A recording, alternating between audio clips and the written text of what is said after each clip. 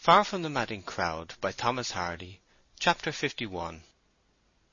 Bathsheba talks with her outrider. The arrangement for getting back again to Weatherbury had been that Oak should take the place of Poorgrass in Bathsheba's conveyance and drive her home, it being discovered late in the afternoon that Joseph was suffering from his old complaint, a multiplying eye, and was, therefore, hardly trustworthy as a coachman and protector to a woman.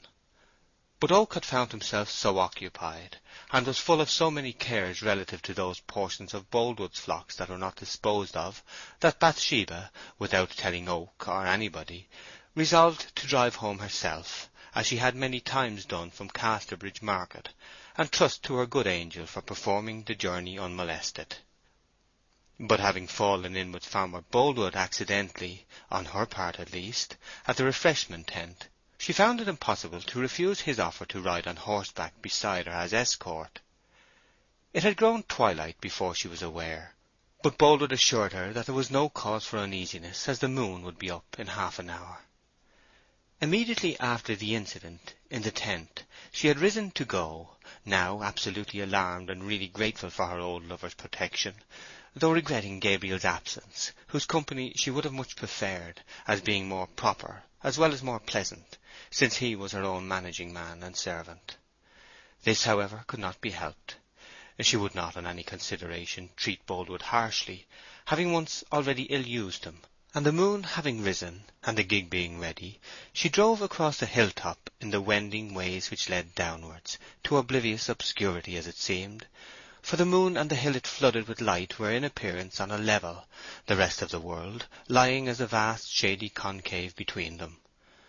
Boldwood mounted his horse, and followed in close attendance behind. Thus they descended into the lowlands, and the sounds of those left on the hill came like voices from the sky, and the lights were as those of a camp in heaven. They soon passed the merry stragglers in the immediate vicinity of the hill, traversed Kingsbere, and got upon the high road. The keen instincts of Bathsheba had perceived that the farmer's staunch devotion to herself was still undiminished, and she sympathized deeply. The sight had quite depressed her this evening, had reminded her of her folly. She wished anew, as she had wished many months ago, for some means of making reparation for her fault. Hence her pity for the man who so persistently loved on to his own injury and permanent gloom had betrayed Bathsheba into an injudicious considerateness of manner, which appeared almost like tenderness, and gave new vigour to the exquisite dream of Jacob's 7 years' service in poor Boldwood's mind. He found an excuse for advancing from his position in the rear, and rode close by her side. They had gone 2 or 3 miles in the moonlight, speaking desultorily across the wheel of her gig concerning the fair, farming, Oak's usefulness to them both, and other indifferent subjects, when Boldwood said suddenly and simply, "Mrs. Troy, you will marry again some day?" This point-blank query unmistakably confused her, and it was not till a minute or more had elapsed that she said, "I have not seriously thought of any such subject." "I quite understand that. Yet your late husband has been dead nearly 1 year, and—" "You forget that his death was never absolutely proved, and may not have taken place, so that I may not be really a widow," she said, catching at the straw of escape that the fact afforded. "Not absolutely proved, perhaps, but it was proved circumstantially.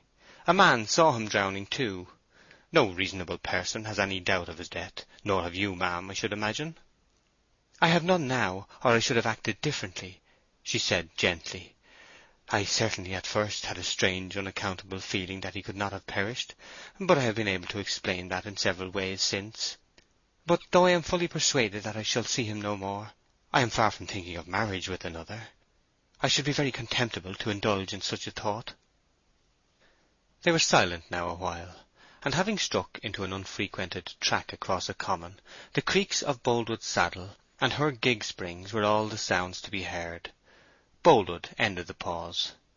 "Do you remember when I carried you fainting in my arms into the King's Arms in Casterbridge? Every dog has his day. That was mine." I know it all," she said hurriedly. "I, for one, shall never cease regretting that events so fell out as to deny you to me."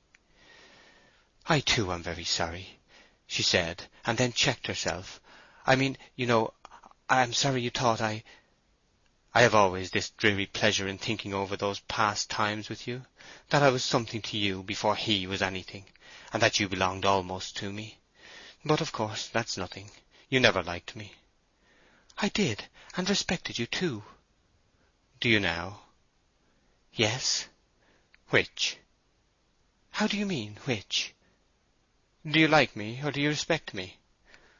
"I don't know. At least, I cannot tell you. It is difficult for a woman to define her feelings in language which is chiefly made by men to express theirs. My treatment of you was thoughtless, inexcusable, wicked. I shall eternally regret it. If there had been anything I could have done to make amends, I would most gladly have done it. There was nothing on earth I so longed to do as to repair the error, but that was not possible." "Don't blame yourself. You are not so far in the wrong as you suppose. Bathsheba, suppose you had real complete proof that you are what in fact you are, a widow. Would you repair the old wrong to me by marrying me?" "I cannot say. I shouldn't yet, at any rate." "But you might at some future time of your life?" "Oh yes, I might at some time." "Well then, do you know that without further proof of any kind you may marry again in about 6 years from the present, subject to nobody's objection or blame?" "Oh yes," she said quickly. "I know all that. But don't talk of it. 7 or 6 years. Where may we all be by that time?" "They will soon glide by, and it will seem an astonishingly short time to look back upon when they are past, much less than to look forward to now." "Yes, yes, I have found that in my own experience." "Now listen once more," Boldwood pleaded. "If I wait that time, will you marry me? You own that you owe me amends. Let that be your way of making them." "But, Mr. Boldwood, 6 years!" "Do you want to be the wife of any other man?" "No, indeed. I mean that I don't like to talk about this matter now. Perhaps it is not proper, and I ought not to allow it. Let us drop it. My husband may be living, as I said." "Of course, I'll drop the subject if you wish. But propriety has nothing to do with reasons. I am a middle-aged man, willing to protect you for the remainder of our lives. On your side, at least, there is no passion or blamable haste. On mine, perhaps, there is. But I can't help seeing that if you choose from a feeling of pity, and, as you say, a wish to make amends, to make a bargain with me for a far-ahead time, an agreement which will set all things right and make me happy, late though it may be, there is no fault to be found with you as a woman. Hadn't I the first place beside you? Haven't you been almost mine once already? Surely you can say to me as much as this: you will have me back again should circumstances permit. Now pray speak. Oh, Bathsheba, promise. It is only a little promise, that if you marry again, you will marry me." His tone was so excited that she almost feared him at this moment, even whilst she sympathized. It was a simple physical fear, the weak of the strong. There was no emotional aversion or inner repugnance. She said with some distress in her voice, for she remembered vividly his outburst on the Yalbury Road, and shrank from a repetition of his anger. "I will never marry another man whilst you wish me to be your wife, whatever comes. But to say more, you have taken me so by surprise." "But let it stand in these simple words, that in 6 years' time you will be my wife. Unexpected accidents we'll not mention, because those, of course, must be given way to. Now, this time I know you will keep your word." "That's why I hesitate to give it." "But do give it. Remember the past, and be kind." She breathed, and then said mournfully, "Oh, what shall I do? I don't love you, and I much fear that I never shall love you as much as a woman ought to love a husband. If you, sir, know that, and I can yet give you happiness by a mere promise to marry you at the end of 6 years, if my husband should not come back, it is a great honour to me. And if you value such an act of friendship from a woman who doesn't esteem herself as she did, and has little love left, why, I will—" "Promise." "Consider, if I cannot promise soon." "But soon is perhaps never." "Oh no, it is not. I mean soon. Christmas, we'll say." "Christmas." He said nothing further till he added, "Well, I'll say no more to you about it till that time." Bathsheba was in a very peculiar state of mind, which showed how entirely the soul is the slave of the body, the ethereal spirit dependent for its quality upon the tangible flesh and blood. It is hardly too much to say that she felt coerced by a force stronger than her own will, not only into the act of promising upon this singularly remote and vague matter, but into the emotion of fancying that she ought to promise.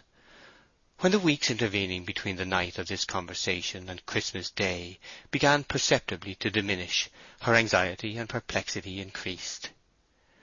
One day she was led by an accident into an oddly confidential dialogue with Gabriel about her difficulty. It afforded her a little relief, of a dull and cheerless kind. They were auditing accounts, and something occurred in the course of their labours which led Oak to say, speaking of Boldwood, "He'll never forget you, ma'am, never." Then out came her trouble before she was aware, and she told him how she had again got into the toils, what Boldwood had asked her, and how he was expecting her assent. "The most mournful reason of all for my agreeing to it," she said sadly, "and the true reason why I think to do so for good or for evil, is this. It is a thing I have not breathed to a living soul as yet. I believe that if I don't give my word, he'll go out of his mind." "Really, do you?" said Gabriel gravely. "I believe this," she continued with reckless frankness, "and heaven knows I say it in a spirit the very reverse of vain, for I am grieved and troubled to my soul about it. I believe I hold that man's future in my hand. His career depends entirely upon my treatment of him. Oh, Gabriel, I tremble at my responsibility, for it is terrible." "Well, I think this much, ma'am, as I told you years ago," said Oak, "that his life is a total blank whenever he isn't hoping free. But I can't suppose. I hope that nothing so dreadful hangs on to it as you fancy. His natural manner has always been dark and strange, you know. But since the case is so sad and odd-like, why don't you give the conditional promise? I think I would." "But is it right? Some rash acts of my past life have taught me that a watched woman must have very much circumspection to retain only a very little credit, and I do want and long to be discreet in this. And 6 years! Why, we may all be in our graves by that time, even if Mr. Troy does not come back again, which he may not impossibly do. Such thoughts give a sort of absurdity to the scheme. Now, isn't it preposterous, Gabriel? However he came to dream of it, I cannot think. But is it wrong? You know, you are older than I." "8 years older, ma'am." "Yes, 8 years. And is it wrong?" "Perhaps it would be an uncommon agreement for a man and woman to make. I don't see anything really wrong about it," said Oak slowly. "In fact, the very thing that makes it doubtful if you ought to marry him under any condition, that is, your not caring about him, for I may suppose—" "Yes, you may suppose that love is wanting," she said shortly. "Love is an utterly bygone, sorry, worn-out, miserable thing with me, for him or anyone else." "Well, your want of love seems to me the one thing that takes away harm from such an agreement with him. If wild heat had to do with it, making you long to overcome the awkwardness about your husband's vanishing, it may be wrong, but a cold-hearted agreement to oblige a man seems different somehow. The real sin, ma'am, in my mind, lies in thinking of ever wedding with a man you don't love, honest and true." "That I'm willing to pay the penalty of," said Bathsheba firmly. "You know, Gabriel, this is what I cannot get off my conscience, that I once seriously injured him in sheer idleness. If I had never played a trick upon him, he would never have wanted to marry me. Oh, if I could only pay some heavy damages in money to him for the harm I did, and so get the sin off my soul that way. Well, there's the debt, which can only be discharged in one way, and I believe I am bound to do it if it honestly lies in my power, without any consideration of my own future at all. When a rake gambles away his expectations, the fact that it is an inconvenient debt doesn't make him the less liable. I have been a rake, and the single point I ask you is, considering that my own scruples, and the fact that in the eye of the law my husband is only missing, will keep any man from marrying me until 7 years have passed, am I free to entertain such an idea, even though 'tis a sort of penance, for it will be that? I hate the act of marriage under such circumstances. and the class of women I should seem to belong to by doing it. It seems to me that all depends on whether you think, as everyone else do, that your husband is dead." "Yes, I've long ceased to doubt that. I well know what would have brought him back long before this time if he had lived." "Well, then, in a religious sense, you will be as free to think of marrying again as any real widow of 1 year's standing. But why don't you ask Mr. Thirdly's advice on how to treat Mr. Boldwood?" "No. When I want a broad-minded opinion for general enlightenment, distinct from special advice, I never go to a man who deals in the subject professionally. So I like the parson's opinion on the law, the lawyer's on doctoring, the doctor's on business, and my business man's, that is, yours, on morals." "And on love?" "My own." "I'm afraid there's a hitch in that argument," said Oak, with a grave smile.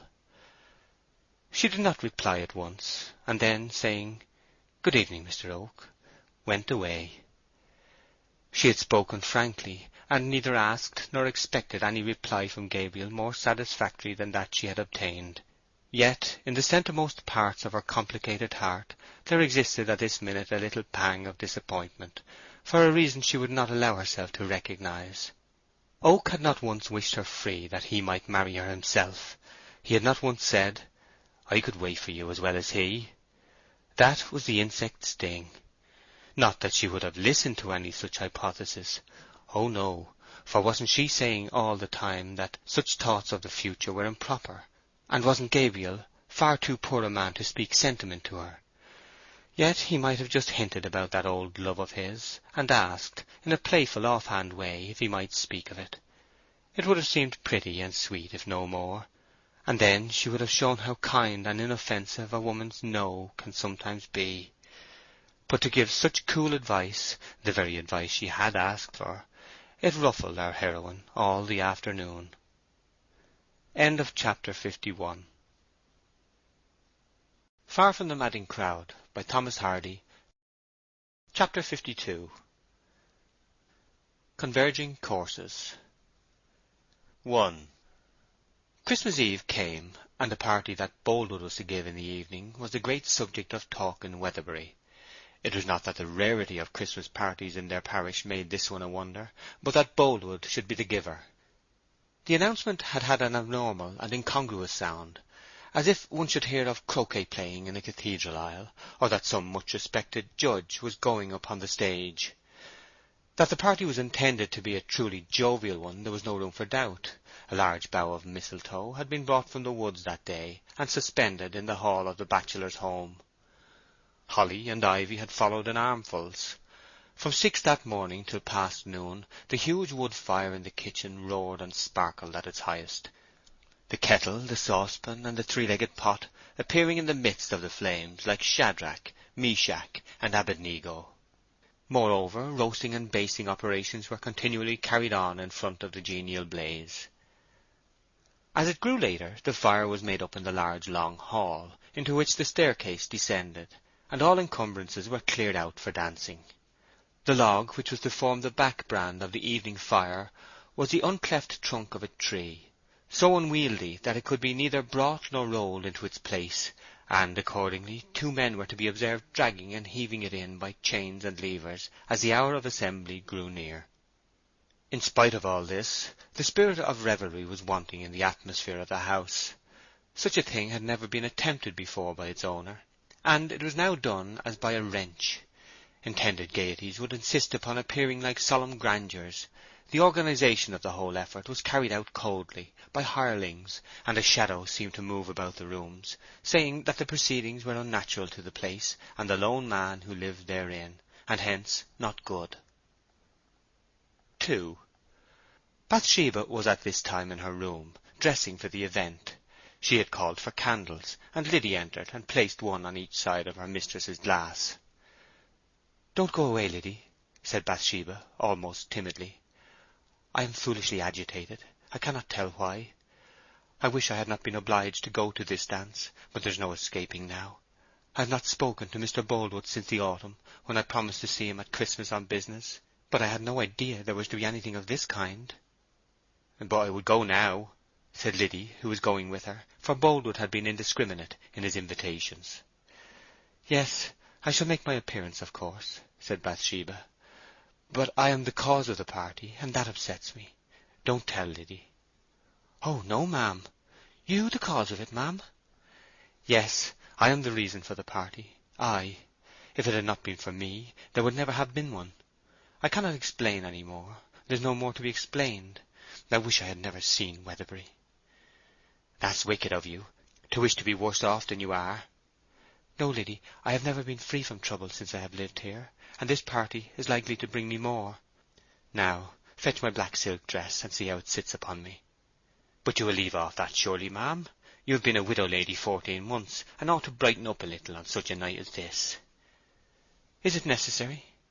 No, I will appear as usual, for if I were to wear any light dress, people would say things about me, and I should seem to be rejoicing when I am solemn all the time. The party doesn't suit me a bit, but never mind. Stay and help to finish me off." 3. Boldwood was dressing also at this hour. A tailor from Casterbridge was with him, assisting him in the operation of trying on a new coat that had just been brought home. Never had Boldwood been so fastidious, unreasonable about the fit, and generally difficult to please. The tailor walked round and round him, tugging at the waist, pulling the sleeve, pressing out the collar, and for the first time in his experience Boldwood was not bored. Times had been when the farmer had exclaimed against all such niceties as childish, but now no philosophic or hasty rebuke whatever was provoked by this man for attaching as much importance to a crease in the coat as to an earthquake in South America. Boldwood at last expressed himself nearly satisfied, and paid the bill, the tailor passing out of the door just as Oak came in to report progress for the day. "Oh, Oak," said Boldwood, "I shall of course see you here tonight. Make yourself merry. I am determined that neither expense nor trouble shall be spared." "I'll try to be here, sir, though perhaps it may not be very early," said Gabriel quietly. "I am glad to see such a change in 'ee from what I used to be. Yes, I must own it, I am bright tonight, and cheerful, and more than cheerful, so much so that I am almost sad again with the sense that all of this is passing away. And sometimes, when I am excessively hopeful and blithe, a trouble is looming in the distance, so that I often get to look upon gloom in me with content, and to fear a happy mood. Still, this may be absurd. I feel that it is absurd. Perhaps my day is dawning at last. I hope it will be a long and a fair one. Thank you, thank you. Yet perhaps my cheerfulness rests on a slender hope, and yet I trust my hope. It is faith, not hope. I think this time I reckon with my host. Oak, my hands are a little shaky or something. I can't tie this neckerchief properly. Perhaps you will tie it for me. The fact is, I have not been well lately, you know." "I'm sorry to hear that, sir." "Oh, it's nothing. I want it done as well as you can, please. Is there any late knot in fashion, Oak?" "I don't know, sir," said Oak. His tone had sunk to sadness. Boldwood approached Gabriel, and as Oak tied the neckerchief, the farmer went on feverishly. "Does a woman keep her promises, Gabriel?" "If it is not inconvenient to her, she may." "Or rather an implied promise." "I won't answer for her implying," said Oak, with faint bitterness. "That's a word as full of holes as a sieve with them." "Oak, don't talk like that. You have got quite cynical lately. How is it? We seem to have shifted our positions. I have become the young and hopeful man, and you the old and unbelieving one. However, does a woman keep a promise, not to marry, but to enter on an engagement to marry at some time? Now you know women better than I. Tell me." "I am afeard you honour my understanding too much. However, she may keep such a promise, if it is made with an honest meaning to repair a wrong." "It has not gone far yet, but I think it soon will. Yes, I know it will," he said, in an impulsive whisper. "I have pressed upon her the subject, and she inclines to be kind to me, and to think of me as a husband at a long future time, and that's enough for me. How can I expect more? She has a notion that a woman should not marry within 7 years of her husband's disappearance, that her own self shouldn't, I mean, because his body was not found. It may be merely this legal reason which influences her, or it may be a religious one, but she is reluctant to talk on the point. Yet she has promised, implied, that she will ratify an engagement tonight." "7 years," murmured Oak. "No, no, it's no such thing," he said with impatience. 5 years, 9 months, and a few days. 15 months nearly have passed since he vanished. And is there anything so wonderful in an engagement of little more than 5 years? It seems long in a forward view. Don't build too much upon such promises, sir. Remember, you have once been deceived. Her meaning may be good, but there, she's young yet. Deceived? Never, said Boldwood vehemently. She never promised me at that first time, and hence she did not break her promise. If she promises me, she'll marry me. Bathsheba is a woman to her word. 4. Troy was sitting in a corner of the White Hart Tavern at Casterbridge, smoking and drinking a steaming mixture from a glass. A knock was given at the door, and Pennyways entered. "Well, have you seen him?" Troy inquired, pointing to a chair. "Boldwood?" "No, Lawyer Long." "He wasn't at home. I went there first, too." "That's a nuisance." "'Tis rather, I suppose. Yet I don't see that because a man appears to be drowned, and was not, he should be liable for anything. I shan't ask any lawyer, not I." "But that's not it exactly. If a man changes his name and so forth, and takes steps to deceive the world and his own wife, he's a cheat, and that in the eye of the law is always a rogue, and that is always a lammocken vagabond, and that's a punishable situation." "Well done, Pennyways." Troy had laughed, but it was with some anxiety that he said, "Now, what I want to know is this. Do you think there's really anything going on between her and Boldwood? Upon my soul, I should never have believed it. How she must detest me! Have you found out whether she has encouraged him?" "I haven't been able to learn. There's a deal of feeling on his side, seemingly, but I don't answer for her. I didn't know a word about any such thing till yesterday, and all I heard then was that she was going to the party at his house tonight. This is the first time she's ever gone there, they say. And they say that she've not so much as spoke to him since they were at Greenhill Fair, but what can folk believe of it? However, she's not fond of him, quite offish and quite careless, I know."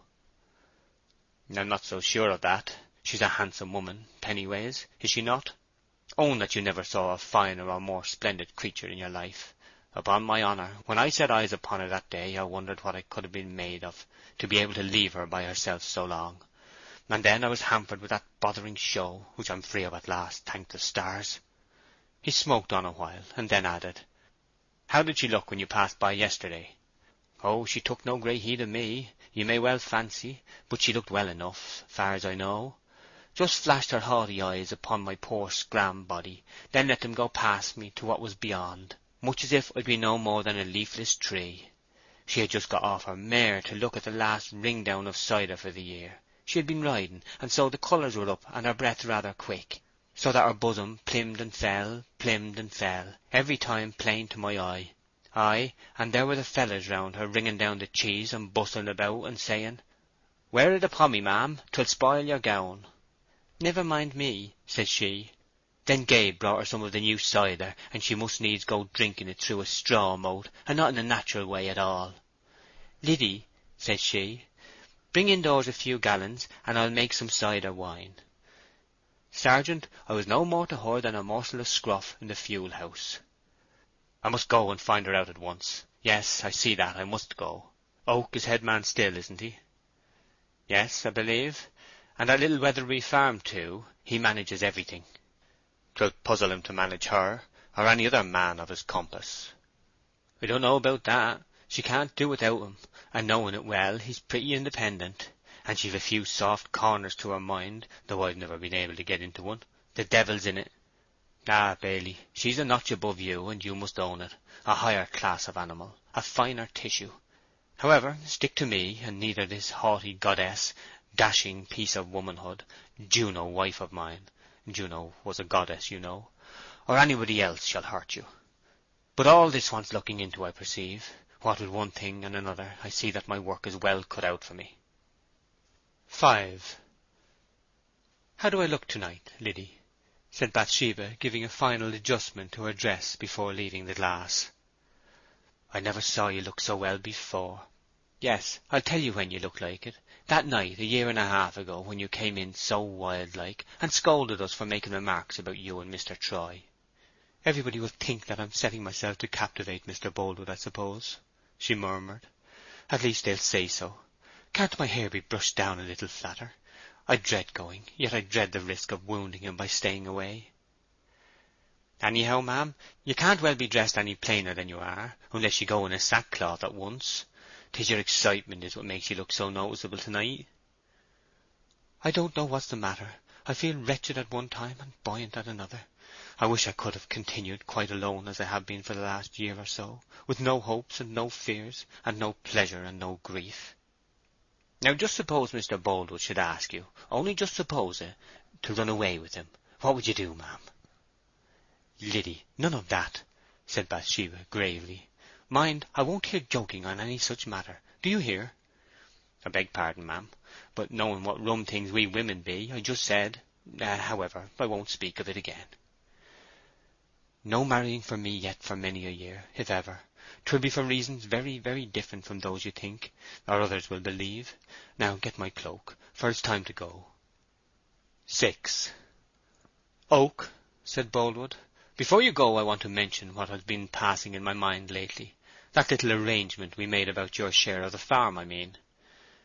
That share is small, too small, considering how little I attend to business now, and how much time and thought you give to it. Well, since the world is brightening for me, I want to show my sense of it by increasing your proportion in the partnership. I'll make a memorandum of the arrangement which struck me as likely to be convenient, for I haven't time to talk about it now, and then we'll discuss it at our leisure. My intention is ultimately to retire from the management altogether, and until you can take all the expenditure upon your shoulders, I'll be a sleeping partner in the stock. Then, if I marry her, and I feel I shall, why... Pray, don't speak of it, sir, said Oak hastily. We don't know what may happen. So many upsets may befall 'ee. There's many a slip, as they say, and I would advise you, I know you'll pardon me this once, not to be too sure. I know, but the feeling I have about increasing your share is on account of what I know of you. Oak, I have learnt a little about your secret. Your interest in her is more than that of a bailiff for an employer, but you have behaved like a man.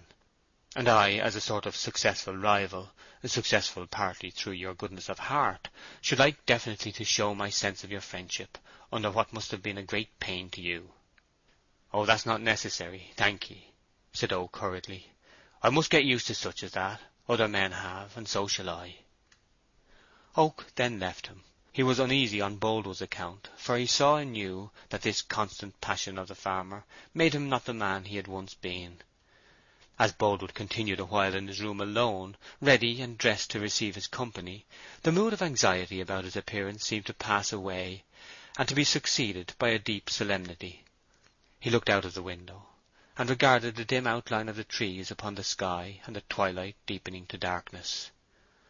He went to a locked closet, and took from a locked drawer therein a small circular case the size of a pill-box, and was about to put it in his pocket. But he lingered to open the cover and take a momentary glance inside. It contained a woman's finger-ring, set all the way round with small diamonds, and from its appearance had evidently been recently purchased. Boldwood's eyes dwelt upon its many sparkles a long time, though that its material aspect concerned him little was plain from his manner and mien, which were those of a mind following out the presumed thread of that jewel's future history. The noise of wheels at the front of the house became audible. Boldwood closed the box, stowed it away carefully in his pocket, and went out upon the landing. The old man, who was his indoor factotum, came at the same moment to the foot of the stairs. "They be coming, sir. Lots of 'em. Afoot and a-driving." "I was coming down this moment. Those wheels I heard. Is it Mrs. Troy?" "No, sir, 'tis not she yet." A reserved and sombre expression had returned to Boldwood's face again, but it poorly cloaked his feelings when he pronounced Bathsheba's name, and his feverish anxiety continued to show its existence by a galloping motion of his fingers upon the side of his thigh as he went down the stairs. 7.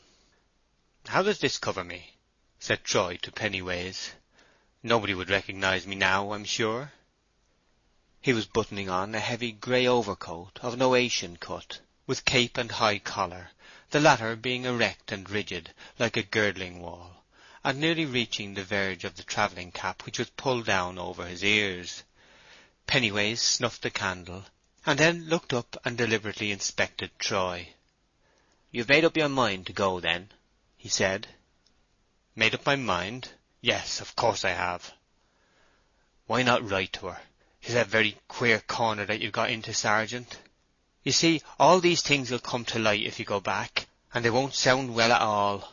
Faith, if I was you, I'd even bide as you be, a single man, of the name of Francis.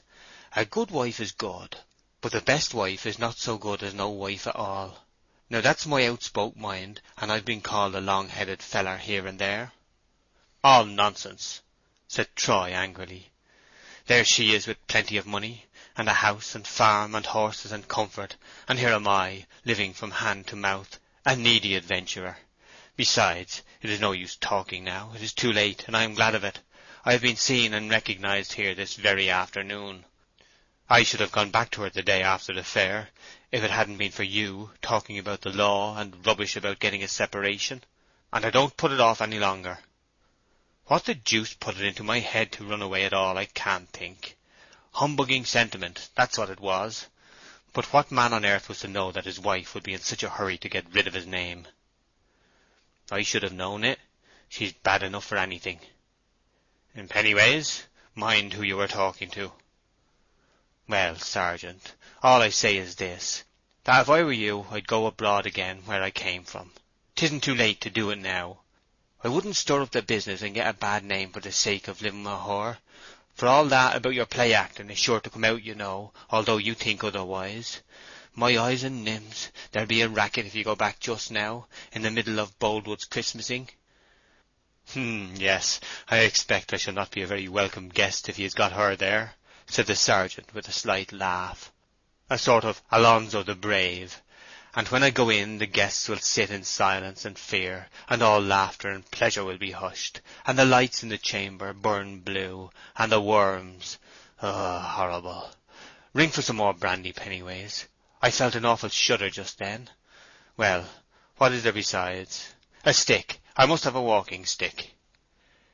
Pennyways now felt himself to be in something of a difficulty, for should Bathsheba and Troy become reconciled, it would be necessary to regain her good opinion if he would secure the patronage of her husband. "I sometimes think she likes you yet, and is a good woman at bottom," he said, as a saving sentence. "But there's no telling to a certainty from a body's outside. Well, you'll do as you like about going, of course, Sergeant, and as for me, I'll do as you tell me." "Now let me see what the time is," said Troy, after emptying his glass in one draught as he stood. 6:30. I shall not hurry along the road, and shall be there then, before 9. End of chapter 52. Far from the Madding Crowd by Thomas Hardy. Chapter 53. Concurritur hore momento. Outside the front of Boldwood's house, a group of men stood in the dark, with their faces towards the door, which occasionally opened and closed for the passage of some guest or servant, when a golden rod of light would stripe the ground for the moment and vanish again, leaving nothing outside but the glowworm shine of the pale lamp amid the evergreens over the door.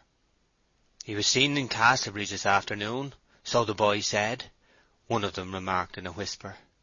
"And I for one believe it. His body was never found, you know." "'Tis a strange story," said the next. "You may depend upon it that she knows nothing about it." "Not a word." "Perhaps he don't mean that she shall," said another man. "If he's alive and here in the neighbourhood he means mischief," said the first. "Poor young thing, I do pity her if it's true. He'll drag her to the dogs."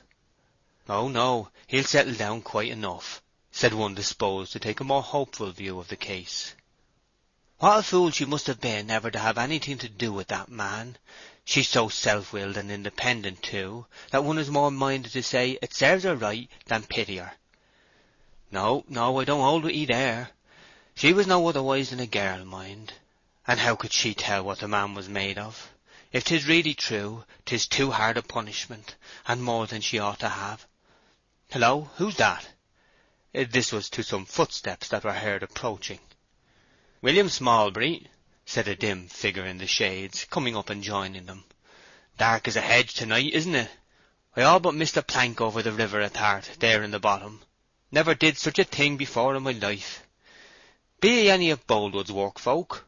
He peered into their faces. "Yes, all of us. We met here a few minutes ago." "Oh, I hear now. That's Sam Samway. I thought I knowed the voice, too. Going in?" "Presently. But I say, William," Samway whispered, "have you heard this strange tale?" "What, about Sergeant Troy being seen, do you mean, souls?" said Smallbury, also lowering his voice. "Aye, in Casterbridge." "Yes, I have. Laban Tall named a hint of it to me but now, but I didn't think it. Hark, here Laban comes himself, I believe." A footstep drew near. "Laban?" "Yes, 'tis I," said Tall. "Have you heard any more about that?" "No," said Tall, joining the group, "and I'm inclined to think we better keep quiet. If so be 'tis not true, 'twill flurry her, and do her much harm to repeat it. And if so be 'tis true, 'twill do no good to forestall her time of trouble. God send that it mid be a lie, for though Henry Frey and some of 'em do speak against her, she's never been anything but fair to me. She's hot and hasty, but she's a brave girl, who'll never tell a lie, however much the truth may harm her, and I've no cause to wish her evil.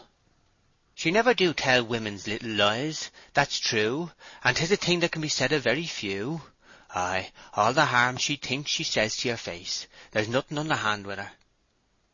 They stood silent then, every man busied with his own thoughts, during which interval sounds of merriment could be heard within.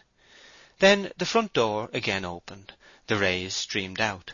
The well-known form of Boldwood was seen in the rectangular area of light, the door closed, and Boldwood walked slowly down the path. "'Tis master," one of the men whispered as he neared them.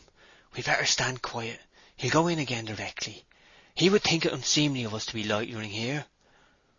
Boldwood came on, and passed by the men without seeing them, they being under the bushes on the grass. He paused, leant over the gate, and breathed a long breath. They heard low words come from him. "I hope to God she'll come, or this night will be nothing but a misery to me. Oh, my darling, why do you keep me in suspense like this?" He said this to himself, and they all distinctly heard it. Boldwood remained silent after that, and the noise from indoors was again just audible, until, a few minutes later, light wheels could be distinguished coming down the hill. They drew nearer and ceased at the gate. Boldwood hastened back to the door and opened it, and the light shone upon Bathsheba coming up the path. Boldwood compressed his emotion to mere welcome. The men marked her light laugh and apology as she met him. He took her into the house, and the door closed again. "Gracious heaven, I didn't know it was like that with him," said one of the men. "I thought that fancy of his was over long ago." "You don't know much of master, if you thought that," said Samway. "I wouldn't he should know we heard what is said for the world," remarked a third. "I wish we had told of the report at once," the first uneasily continued. "More harm may come of this than we know of. Poor Mr. Boldwood, it will be hard upon him. I wish Troy was in—well, God forgive me for such a wish. A scoundrel to play a poor wife such tricks. Nothing has prospered in Weatherbury since he came here, and now I've no heart to go in. Let's look into Warren's for a few minutes first, shall us, neighbours?" Samway, Tall, and Smallbury agreed to go to Warren's, and went out at the gate, the remaining ones entering the house. The three soon drew near the malt house, approaching it from the adjoining orchard, and not by way of the street. The pane of glass was illuminated as usual. Smallbury was a little in advance of the rest, when, pausing, he turned suddenly to his companions and said, "Hist! See there!" The light from the pane was now perceived to be shining, not upon the ivied wall as usual, but upon some object close to the glass.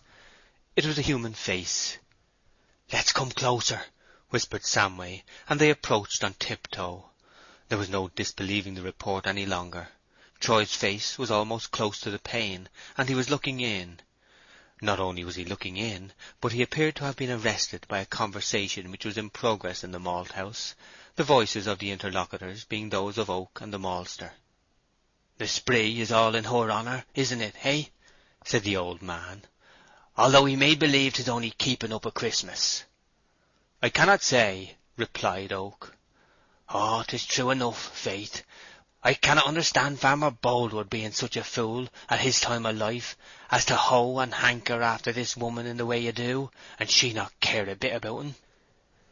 The men, after recognizing Troy's features, withdrew across the orchard as quietly as they had come. The air was big with Bathsheba's fortunes tonight. Every word everywhere concerned her. When they were quite out of earshot, all, by one instinct, paused. "It gave me quite a turn, his face," said Tall, breathing. "And so it did me," said Samway. "What's to be done?" "I don't see that 'tis any business of ours," Smallbury murmured dubiously. "But it is. 'Tis a thing which is everybody's business," said Samway. "We know very well that Master's on the wrong track, and that she's quite in the dark, and we should let 'en know at once. Laban, you know her best. You'd better go and ask to speak to her." "I bain't fit for any such thing," said Laban nervously. "I should think William ought to do it, if anybody. He's oldest." "I shall have nothing to do with it," said Smallbury. "'Tis a ticklish business altogether. Why, he'll go on to her himself in a few minutes, you'll see." "We don't know that he will. Come, Laban." "Very well. If I must, I must, I suppose," Tall reluctantly answered. "What must I say?" "Just ask to see Master." "Oh, no, I shan't speak to Mr. Boldwood. If I tell anybody, 'twill be Mistress." "Very well," said Samway. Laban then went to the door. When he opened it, the hum of bustle rolled out as a wave upon a still strand, the assemblage being immediately inside the hall, and was deadened to a murmur as he closed it again. Each man waited intently, and looked around at the dark tree-tops gently rocking against the sky, and occasionally shivering in a slight wind, as if he took interest in the scene, which neither did. One of them began walking up and down, and then came to where he started from and stopped again, with a sense that walking was a thing not worth doing now. "I should think Laban must have seen Mistress by this time," said Smallbury, breaking the silence. "Perhaps she won't come and speak to him." The door opened. Tall appeared and joined them. "Well?" said both. "I didn't like to ask her after all," Laban faltered out. "They were all in such a stir, trying to put a little spirit into the party. Somehow the fun seems to hang fire, though everything's there that a heart can desire, and I couldn't for my soul interfere and throw damp upon it. If 'twas to save my life, I couldn't." "I suppose we had better all go in together," said Samway gloomily. "Perhaps I may have a chance of saying a word to Master." So the men entered the hall, which was the room selected and arranged for the gathering because of its size. The younger men and maids were at last just beginning to dance. Bathsheba had been perplexed how to act, for she was not much more than a slim young maid herself, and the weight of stateliness sat heavy upon her. Sometimes she thought she ought not to have come under any circumstances. Then she considered what cold unkindness that would have been, and finally resolved upon the middle course of staying for about an hour only, and gliding off unobserved, having from the first made up her mind that she could on no account dance, sing, or take any active part in the proceedings. Her allotted hour having been passed in chatting and looking on, Bathsheba told Liddy not to hurry herself, and went on to the small parlour to prepare for departure, which, like the hall, was decorated with holly and ivy, and well lighted up. Nobody was in the room, but she had hardly been there a moment when the master of the house entered. "Mrs. Troy, you are not going?" he said. "We've hardly begun." "If you'll excuse me, I should like to go now." Her manner was restive, for she remembered her promise, and imagined what he was about to say. "But as it is not late," she added, "I can walk home and leave my man and Liddy to come when they choose." "I've been trying to get an opportunity of speaking to you," said Boldwood. "You know perhaps what I long to say." Bathsheba silently looked on the floor. "You do give it?" he said eagerly. "What?" she whispered. "Now that's evasion. Why, the promise. I don't want to intrude upon you at all, or to let it become known to anybody. But do give your word. A mere business compact, you know, between two people who are beyond the influence of passion." Boldwood knew how false this picture was as regarded himself, but he had proved that it was the only tone in which she would allow him to approach her. "A promise to marry me at the end of 5 years and 3/4. You owe it to me." "I feel that I do," said Bathsheba. "That is, if you demand it. But I am a changed woman, an unhappy woman, and not—" "You are still a very beautiful woman," said Boldwood. Honesty and pure conviction suggested the remark, unaccompanied by any perception that it might have been adopted by blunt flattery to soothe and win her. However, it had not much effect now, for she said in a passionless murmur, which was in itself a proof of her words, "I have no feeling in the matter at all, and I don't at all know what is right to do in my difficult position, and I have nobody to advise me. But I give my promise, if I must. I give it as the rendering of a debt, conditionally, of course, on my being a widow." "You'll marry me between 5 and 6 years hence?" "Don't press me too hard. I'll marry nobody else." "But surely you will name the time, or there's nothing in the promise at all." "Oh, I don't know. Pray let me go," she said, her bosom beginning to rise. "And I am afraid what to do. I want to be just to you, and to be that seems to be wronging myself, and perhaps it is breaking the commandments. There is considerable doubt of his death, and then it is dreadful. Let me ask a solicitor, Mr. Boldwood, if I ought or no." "Say the words, dear one, and the subject shall be dismissed. A blissful, loving intimacy of 6 years, and then marriage. Oh, Bathsheba, say them," he begged in a husky voice, unable to sustain the forms of mere friendship any longer. "Promise yourself to me. I deserve it, indeed I do, for I have loved you more than anybody in the world. And if I said hasty words and showed uncalled for heat of manner towards you, believe me, dear, I did not mean to distress you. I was in agony, Bathsheba, and I did not know what I said. You wouldn't let a dog suffer what I have suffered, could you but know it. Sometimes I shrink from your knowing what I have felt for you, and sometimes I am distressed that all of it you never will know. Be gracious, and give up a little to me, when I would give up my life for you."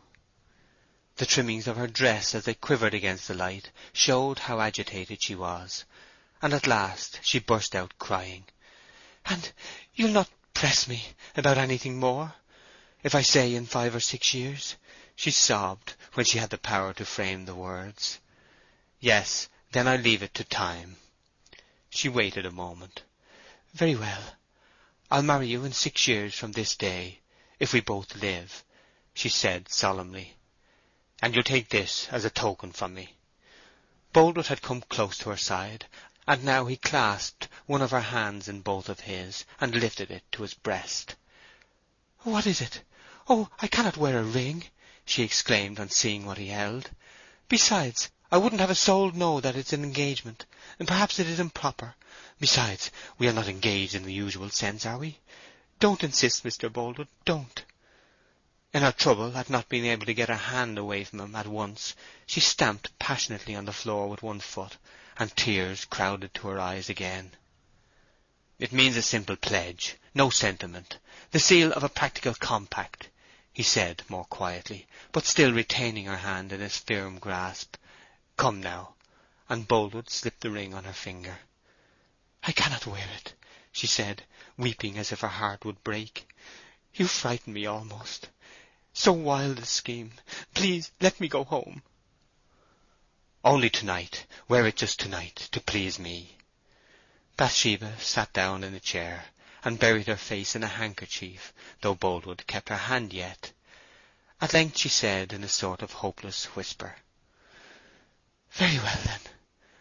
I will tonight, if you wish it so earnestly. Now loosen my hand. I will, indeed I will wear it tonight." "And it shall be the beginning of a pleasant secret courtship of 6 years, with a wedding at the end?" "It must be, I suppose, since you will have it so," she said, fairly beaten into non-resistance. Boldwood pressed her hand, and allowed it to drop in her lap. "I am happy now," he said. "God bless you."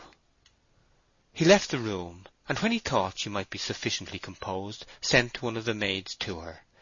Bathsheba cloaked the effects of the late scene as she best could, followed the girl, and in a few moments came downstairs with her hat and cloak on, ready to go.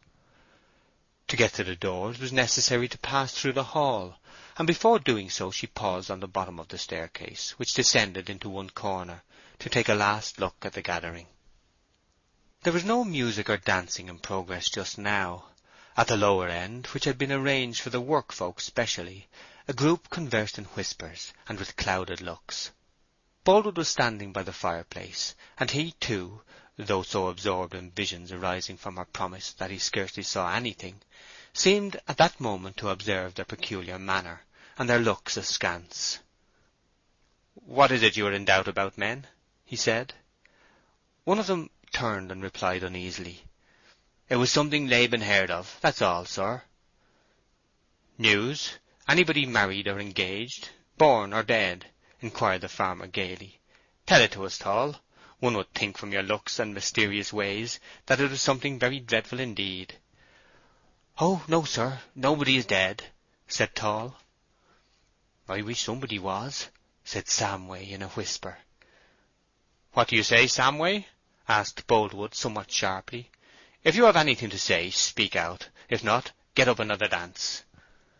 "Mrs. Troy has come downstairs," said Samway to Tall. "If you want to tell her, you had better do it now." "Do you know what they mean?" the farmer asked Bathsheba across the room. "I don't in the least," said Bathsheba. There was a smart rapping at the door.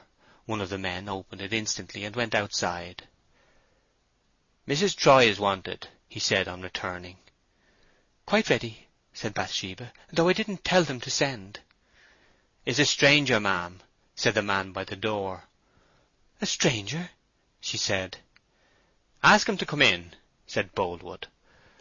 The message was given, and Troy, wrapped up to his eyes as we have seen him, stood in the doorway. There was an unearthly silence, all looking towards the newcomer. Those who had just learnt that he was in the neighbourhood recognized him instantly. Those who did not were perplexed. Nobody noted Bathsheba. She was leaning on the stairs. Her brow had heavily contracted. Her whole face was pallid, her lips apart, her eyes rigidly staring at their visitor. Boldwood was one of those who did not notice that he was Troy. Come in," he repeated cheerfully, "and drain a Christmas beaker with us, stranger." Troy next advanced into the middle of the room, took off his cap, turned down his collar, and looked Boldwood in the face. Even then Boldwood did not recognize that the impersonator of heaven's persistent irony towards him, who had once before broken in upon his bliss, scourged him, and snatched his delight away, had come to do these things a second time. Troy began to laugh a mechanical laugh. Boldwood recognized him now. Troy turned to Bathsheba. The poor girl's wretchedness at this time was beyond all fancy or narration. She had sunk down on the lowest stair, and there she sat, her mouth blue and dry, and her dark eyes fixed vacantly upon him, as if she wondered whether it were not all a terrible illusion. Then Troy spoke. "Bathsheba, I have come for you." She made no reply. "Come home with me. Come." Bathsheba moved her feet a little, but did not rise. Troy went across to her. "Come, madam, do you hear what I say?" he said peremptorily. A strange voice came from the fireplace, a voice sounding far off and confined, as if from a dungeon. Hardly a soul in the assembly recognized the thin tones to be those of Boldwood. Sudden despair had transformed him. "Bathsheba, go with your husband." Nevertheless, she did not move. The truth was that Bathsheba was beyond the pale of activity, and yet not in a swoon. She was in a state of mental gutta serena. Her mind was for the minute totally deprived of light. At the same time, no obscuration was apparent from without. Troy stretched out his hand to pull her towards him, when she quickly shrank back. This visible dread of him seemed to irritate Troy, and he seized her by the arm and pulled it sharply. Whether his grasp pinched her, or whether his mere touch was the cause, was never known, but at the moment of his seizure she writhed, and gave a quick, low scream. The scream had been heard but a few seconds, when it was followed by a sudden deafening report that echoed through the room and stupefied them all. The oak partition shook with the concussion, and the place was filled with grey smoke. In bewilderment they turned their eyes to Boldwood. At his back, as he stood before the fireplace, was a gun rack, as is usual in farmhouses, constructed to hold 2 guns. When Bathsheba had cried out in her husband's grasp, Boldwood's face of gnashing despair had changed. The veins had swollen, and a frenzied look had gleamed in his eye. He had turned quickly, taken one of the guns, cocked it, and at once discharged it at Troy. Troy fell. The distance apart of the 2 men was so small that the charge of shot did not spread in the least, but passed like a bullet into his body. He uttered a long guttural sigh. There was a contraction, an extension. Then his muscles relaxed, and he lay still. Boldwood was seen through the smoke to be now again engaged with the gun. It was double-barrelled, and he had, meanwhile, in some way fastened his handkerchief to the trigger, and with his foot on the other end was in the act of turning the second barrel upon himself. Samway, his man, was the first to see this, and in the midst of the general horror darted up to him. Boldwood had already twitched the handkerchief, and the gun exploded a second time, sending its contents, by a timely blow from Samway, into the beam which crossed the ceiling. "Well, it makes no difference," Boldwood gasped. "There is another way for me to die." Then he broke from Samway, crossed the room to Bathsheba, and kissed her hand. He put on his hat, opened the door, and went into the darkness, nobody thinking of preventing him. End of chapter 53. Far from the Madding Crowd, by Thomas Hardy, chapter 54. After the shock. Boldwood passed into the high road and turned in the direction of Casterbridge. Here he walked at an even, steady pace over Yalbury Hill, along the dead level beyond, mounted Mellstock Hill, and between 11 and 12 o'clock crossed the moor into the town. The streets were nearly deserted now, and the waving lamp flames only lighted up rows of grey shop shutters and strips of white paving upon which his step echoed as he passed along. He turned to the right and halted before an archway of heavy stonework, which was closed by an iron-studded pair of doors. This was the entrance to the Gale, and over it a lamp was fixed, the light enabling the wretched traveller to find a bell-pull. The small wicket was at last opened, and a porter appeared. Boldwood stepped forward and said something in a low tone, when, after a delay, another man came. Boldwood entered, and the door was closed behind him, and he walked the world no more. Long before this time Weatherbury had been thoroughly aroused, and the wild deed which had terminated Boldwood's merrymaking became known to all. Of those out of the house, Oak was one of the first to hear of the catastrophe, and when he entered the room, which was about 5 minutes after Boldwood's exit, the scene was terrible. All the female guests were huddled aghast against the walls like sheep in a storm, and the men were bewildered as to what to do. As for Bathsheba, she had changed. She was sitting on the floor beside the body of Troy, his head pillowed in her lap, where she had herself lifted it. With one hand she held her handkerchief to his breast and covered the wound, though scarcely a single drop of blood had flowed, and with the other she tightly clasped one of his. The household convulsion had made her herself again. The temporary coma had ceased, and activity had come with the necessity for it. Deeds of endurance, which seem ordinary in philosophy, are rare in conduct, and Bathsheba was astonishing all around her now, for her philosophy was her conduct, and she seldom thought practicable what she could not practice. She was of the stuff of which great men's mothers are made. She was indispensable to high generation, hated at tea-parties, feared in shops, and loved at crises. Troy, recumbent in his wife's lap, formed now the sole spectacle in the middle of the spacious room. "Gabriel," she said automatically when he entered the room, turning up a face of which only the well-known lines remained to tell him it was hers, all else in the picture having faded quite. "Write to Casterbridge instantly for a surgeon. It is, I believe, useless, but go. Mr. Boldwood has shot my husband." Her statement of the fact, in such quiet and simple words, came with more force than a tragic declamation, and had somewhat the effect of setting the distorted images in each mind present into proper focus. Oak, almost before he had comprehended anything beyond the briefest abstract of the event, hurried out of the room, saddled a horse, and rode away. Not till he had ridden more than a mile did it occur to him that he would have done better by sending some other man on this errand, remaining himself in the house. What had become of Boldwood? He should have been looked after. Was he mad? Had there been a quarrel? Then, how had Troy got there? Where had he come from? How did this remarkable reappearance effect itself, when he was supposed by many to be at the bottom of the sea? Oak had in some slight measure been prepared for the presence of Troy by hearing a rumour of his return just before entering Boldwood's house, but before he had weighed that information, this fatal event had been superimposed. However, it was too late now to think of sending another messenger, and he rode on, in the excitement of these self-inquiries not discerning, when about 3 miles from Casterbridge, a square-figured pedestrian, passing along under the dark hedge in the same direction as his own. The miles necessary to be traversed, and other hindrances incidental to the lateness of the hour and the darkness of the night, delayed the arrival of Mr. Aldrich, the surgeon, and more than 3 hours passed between the time at which the shot was fired and that of his entering the house. Oak was additionally detained in Casterbridge through having to give notice to the authorities of what had happened, and he then found that Boldwood had also entered the town and delivered himself up.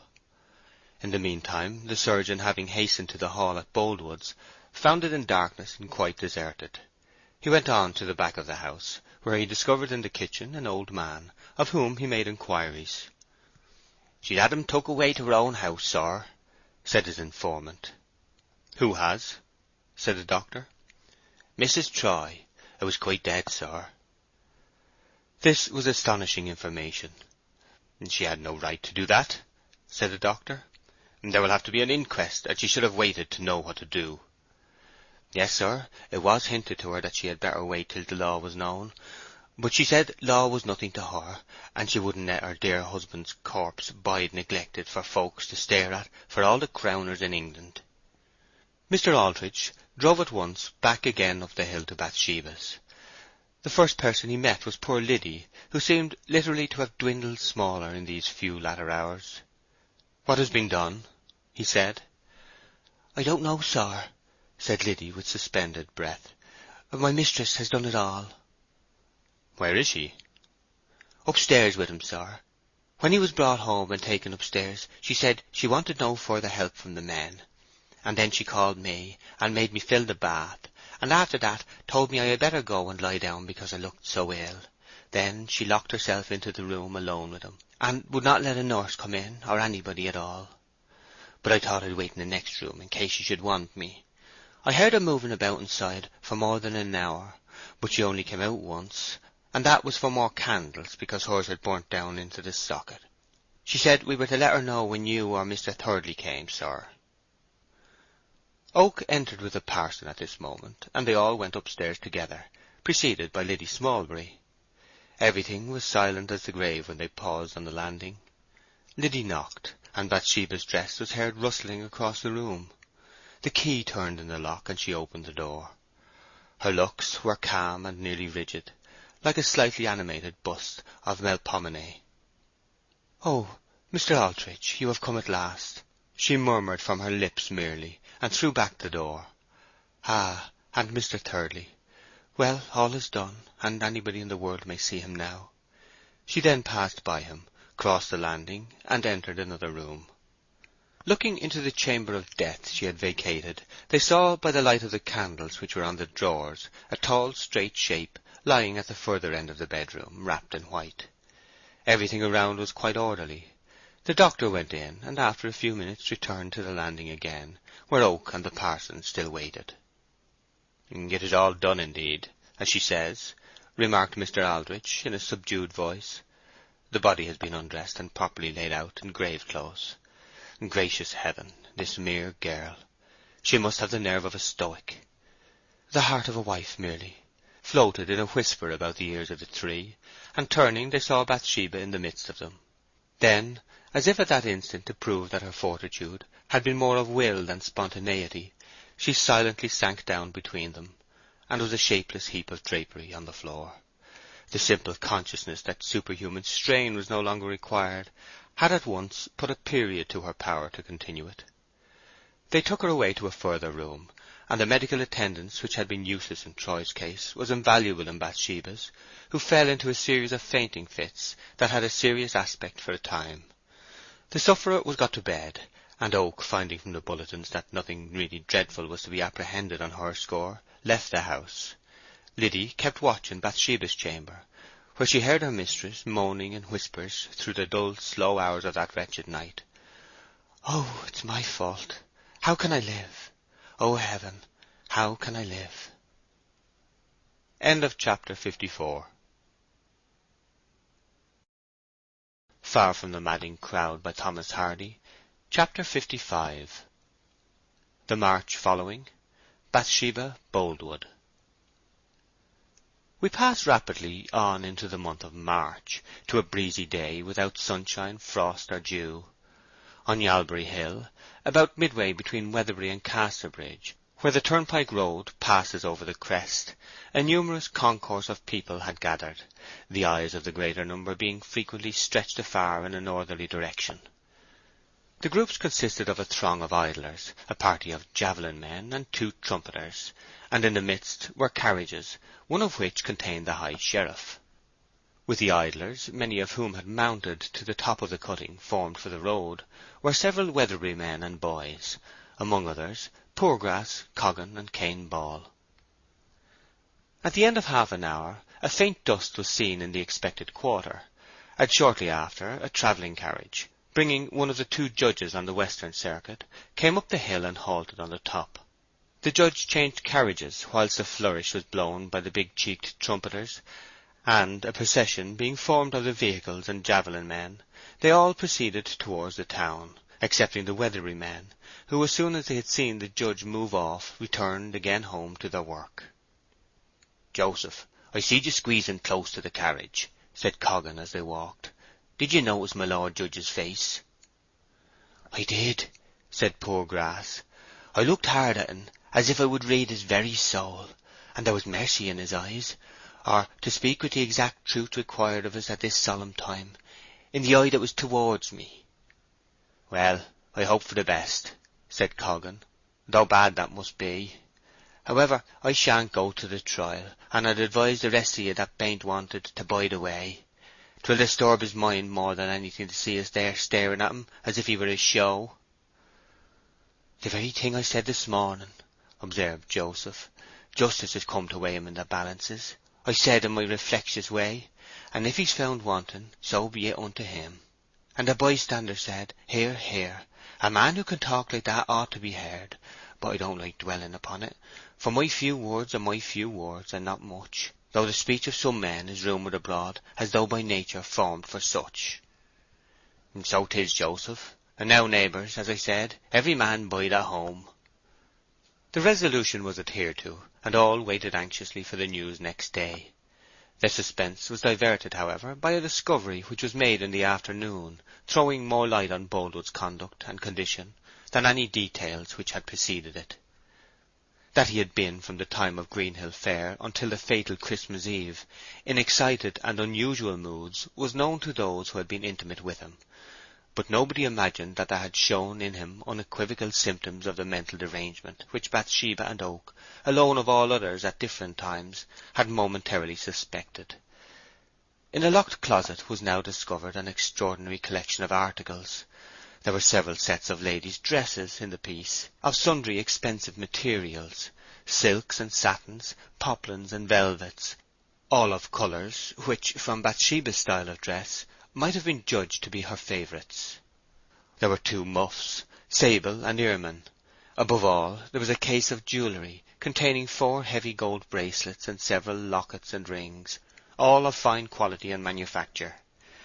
These things had been bought in Bath and other towns from time to time, and brought home by stealth. They were all carefully packed in paper, and each package was labelled Bathsheba Boldwood, a date being subjoined 6 years in advance in every instance. These somewhat pathetic evidences of a mind crazed with care and love were the subject of discourse in Warren's Malthouse when Oak entered from Casterbridge with tidings of sentence. He came in the afternoon, and his face, as the kiln glow shone upon it, told the tale sufficiently well. Boldwood, as everyone now supposed he would do, had pleaded guilty and had been sentenced to death. The conviction that Boldwood had not been morally responsible for his latter acts now became general. Facts elicited previous to the trial had pointed strongly in the same direction, but they had not been of sufficient weight to lead to an order for an examination into the state of Boldwood's mind. It was astonishing, now that a presumption of insanity was raised, how many collateral circumstances were remembered to which a condition of mental disease seemed to afford the only explanation, among others the unprecedented neglect of his corn stacks in the previous summer. A petition was addressed to the Home Secretary, advancing the circumstances which appeared to justify a request for a reconsideration of the sentence. It was not numerously signed by the inhabitants of Casterbridge, as is usual in such cases, for Boldwood had never made many friends over the counter. The shops thought it very natural of a man who, by importing direct from the producer, had daringly set aside the first great principle of provincial existence, namely that God had made country villages to supply customers to country towns, should have confused ideas about the Decalogue. The prompters were a few merciful men, who had perhaps, too, feelingly considered the facts latterly unearthed, and the result was that evidence was taken which it was hoped might remove the crime, in the moral point of view, out of the category of wilful murder, and lead it to be regarded as a sheer outcome of madness. The upshot of the petition was waited for in Weatherbury with solicitous interest. The execution had been fixed for 8 o'clock on a Saturday morning, about a fortnight after the sentence was passed, and up to Friday afternoon no answer had been received. At that time Gabriel came from Casterbridge Gaol, whither he had been to wish Boldwood good-bye, and turned down a by-street to avoid the town. When he passed the last house he heard a hammering, and lifted his bowed head as he looked back for a moment. Over the chimneys he could see the upper part of the Gaol entrance, rich and glowing in the afternoon sun, and some moving figures were there. They were carpenters, lifting a post into vertical position within the parapet. He withdrew his eyes quickly, and hastened on. It was dark when he reached home, and half the village was out to meet him. "No tidings," said Gabriel wearily, "and I'm afraid there's no hope. I've been with him more than 2 hours." "Do you think he really was out of his mind when he did it?" said Smallbury. "I can't honestly say that I do," Oak replied. "However, that we can talk of another time. Has there been any change in Mistress this afternoon?" "None at all." "Is she downstairs?"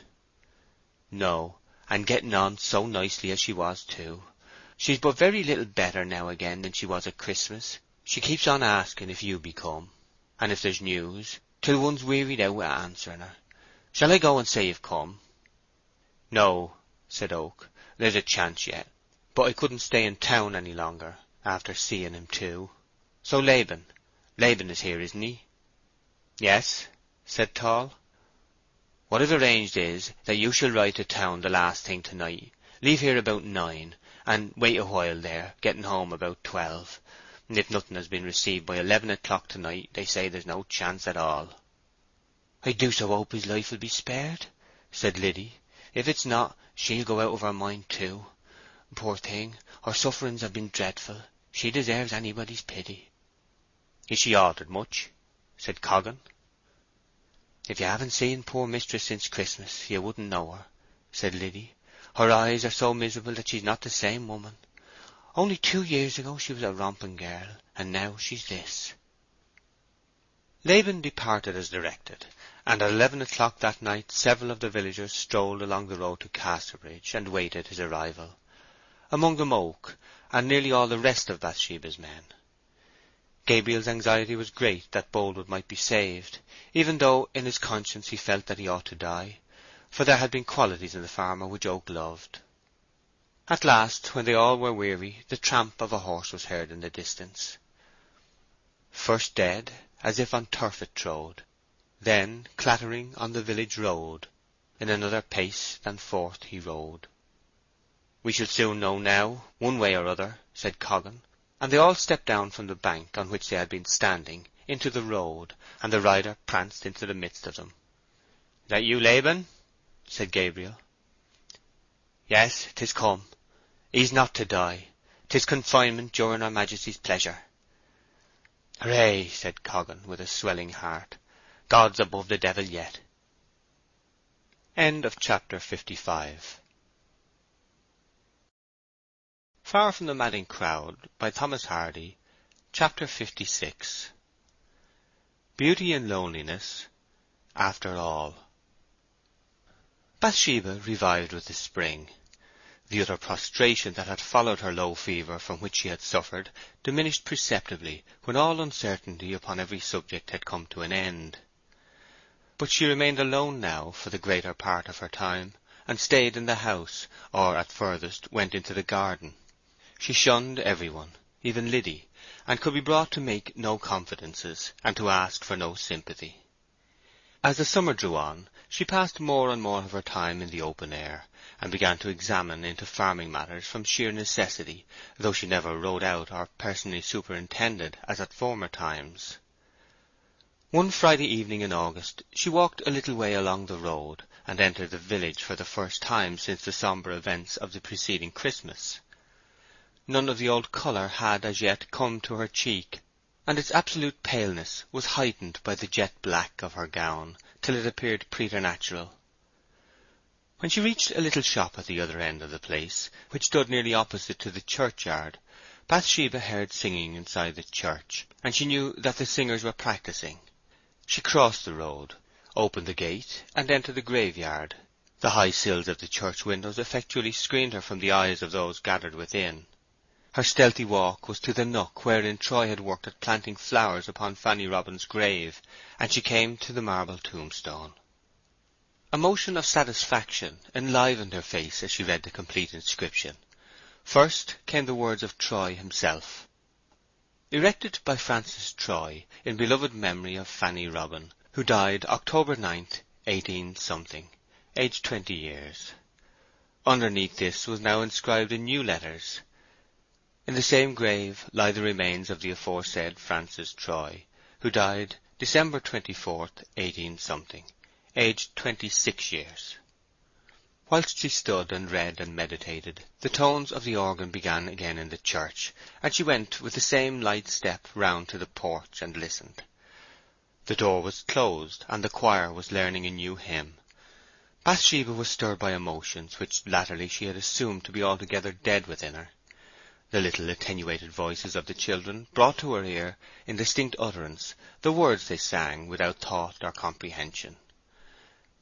"Lead, kindly light, amid the encircling gloom, lead thou me on." Bathsheba's feeling was always to some extent dependent upon her whim, as is the case with many other women. Something big came into her throat, and an uprising to her eyes, and she thought that she would allow the imminent tears to flow if they wished.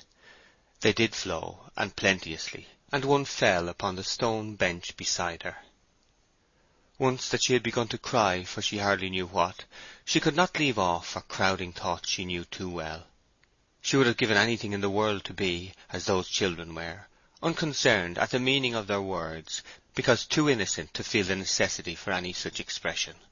All the impassioned scenes of her brief experience seemed to revive with added emotion at that moment, and those scenes which had been without emotion during enactment had emotion then. Yet grief came to her rather as a luxury than as a scourge of former times. Owing to Bathsheba's face being buried in her hands, she did not notice a form which came quietly into the porch, and on seeing her first moved as if to retreat, then paused and regarded her. Bathsheba did not raise her head for some time, and when she looked round her face was wet, and her eyes drowned and dim. "Mr. Oak!" exclaimed she, disconcerted. "How long have you been here?" "A few minutes, ma'am," said Oak respectfully. "Are you going in?" said Bathsheba, and there came from within the church as from a prompter, "I loved the garish day, and, spite of fears, pride ruled my will. Remember not past years." "I was," said Gabriel. "I am one of the bass singers, you know. I have sung bass for several months." "Indeed, I wasn't aware of that. I'll leave you then." "Which I have loved long since and lost a while," sang the children. "Don't let me drive you away, mistress. I think I won't go in tonight." "Oh no, you don't drive me away."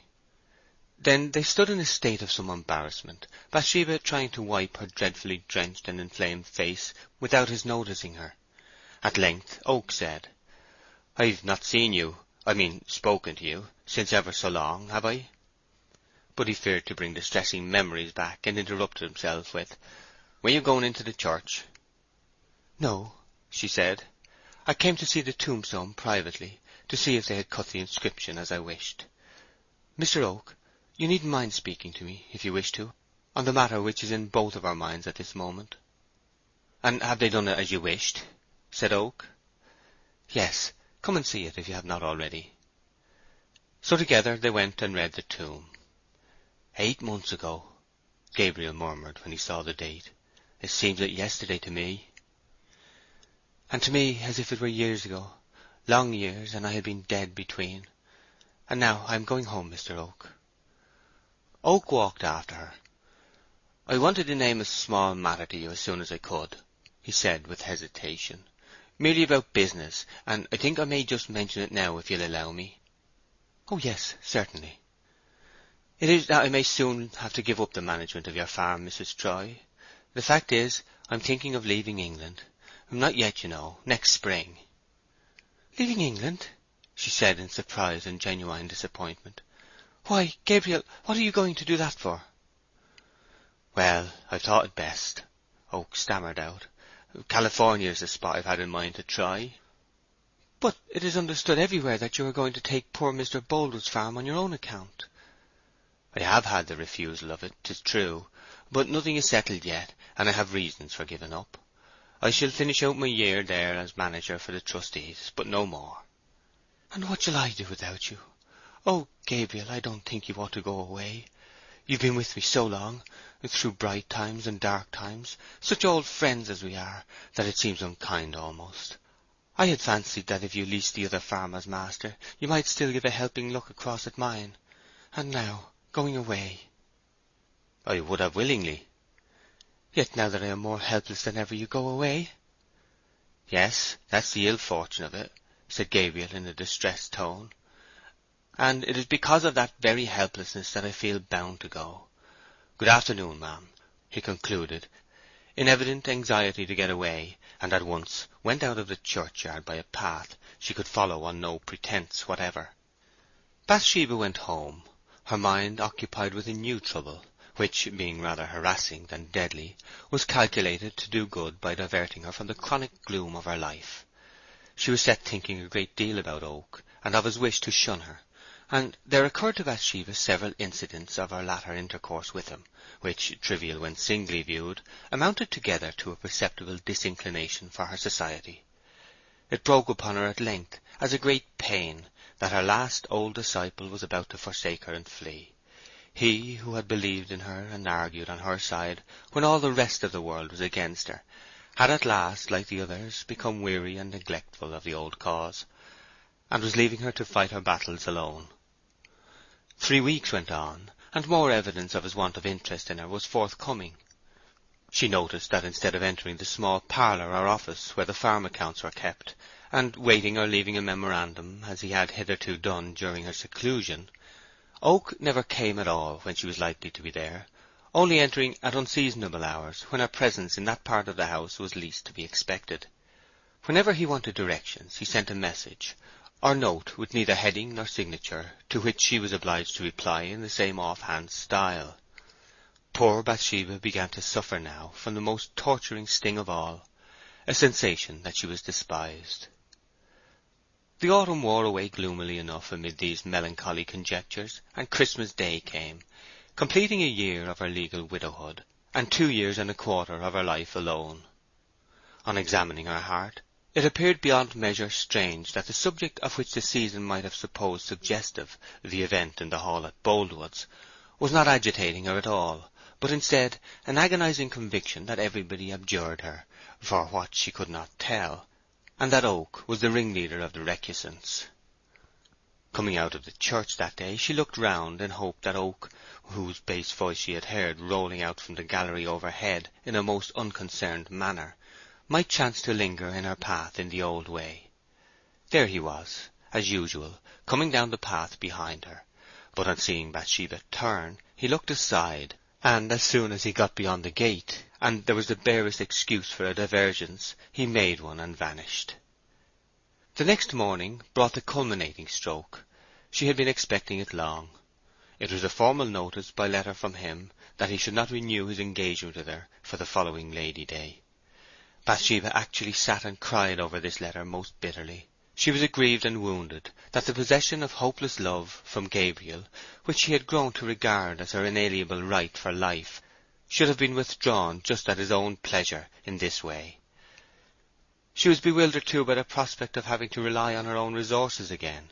It seemed to herself that she never could again acquire energy sufficient to go to market, barter, and sell. Since Troy's death, Oak had attended all sales and fairs for her, transacting her business at the same time with his own. What should she do now? Her life was becoming a desolation. So desolate was Bathsheba this evening that, in an absolute hunger for pity and sympathy, and miserable in that she appeared to have outlived the only true friendship she had ever owned, she put on her bonnet and cloak and went down to Oak's house just after sunset, guided on her way by the pale primrose rays of a crescent moon a few days old. A lively firelight shone from the window, but nobody was visible in the room.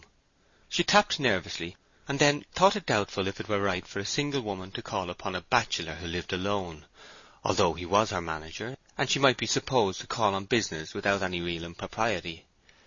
Gabriel opened the door, and the moon shone upon his forehead. "Mr. Oak," said Bathsheba faintly. "Yes, I am Mr. Oak," said Gabriel. "Who have I the honour—" "Oh, how stupid of me, not to know you, mistress." "I shall not be your mistress much longer, shall I, Gabriel?" she said in pathetic tones. "Well, no, I suppose. But come in, ma'am. Oh, and I'll get a light," Oak replied with some awkwardness. "No, not on my account." "It is so seldom that I get a lady visitor that I'm afraid I haven't proper accommodation. Will you sit down, please? Here's a chair, and there's one too. I'm sorry that my chairs all have wood seats and are rather hard, but I was thinking of getting some new ones." Oak placed 2 or 3 for her. "They are quite easy enough for me."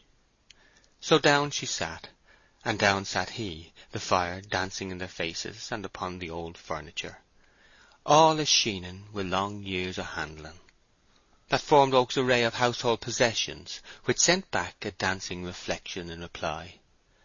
It was very odd to these two persons, who knew each other passing well, that the mere circumstance of their meeting in a new place and in a new way should make them so awkward and constrained. In the fields or at her house there had never been any embarrassment, but now that Oak had become the entertainer, their lives seemed to be moved back again to the days when they were strangers. "You'll think it strange that I have come, but—" "Oh, no, not at all." "But I thought, Gabriel, I have been uneasy in the belief that I have offended you, and that you are going away on that account.